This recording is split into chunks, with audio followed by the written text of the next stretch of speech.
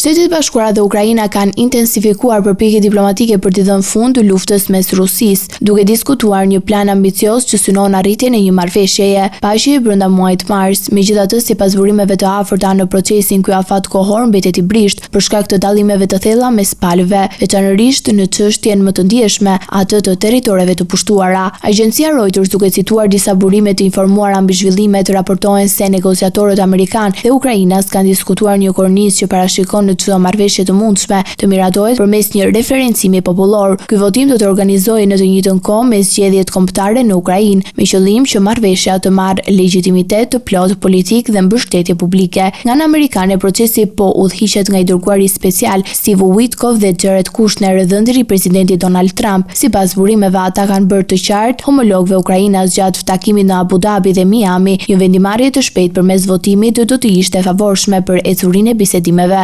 Nxitimi, sipas të njëjtave burimeve, lidhet dhe me kalkulime politike në SBA, ku administrata pritet të përqendrohet që të jenë më shumë në çështjet e brendshme përpara zgjedhjeve të mesmandatit në nëntor. Kjo do të thotë se Washingtoni mund të ketë më pak kohë dhe energji diplomatike për të investuar në një proces kompleks ndërkombëtar, duke rritur presionin për një zgjidhje të shpejtë. Megjithatë, disa zyrtarë dhe analistë konsiderojnë këtë afas si tepër optimist, duke theksuar se realiteti në terren dhe pozicionet e kundërta të palëve e bëjnë të vështirë një marrëveshje të menjëhershme. Raundi i dytë i bisedimeve të ndërmjetësuara nga SBA-ja u mbyll së fundmi në Abu Dhabi, duke sjellë një rezultat konkret me lirimin e 314 të burgosurve të luftës dhe angazhimin për vazhdimin e dialogut. Presidenti i Ukrainës Volodymyr Zelensky konfirmoi se një takim i ri trepalësh pritet të zhvillohej së shpejti në Shtetet e Bashkuara. Në diskutime përmend dhe muaj maj si një mundësi për organizimin e zgjedhjeve dhe referendumit, por më shumë prej të përfshirëve në proces paralajmërojnë se këto data mund të rezultojnë të paralizueshme, ndërsa përpjekjet për paqe vijojnë të mbeten të paqarta, nëse diplomacia do të mund të kapërcejë ndjesitë e thella politike dhe territoriale që kanë mbajtur të ndezur konfliktin prej më shumë se 2 vitesh.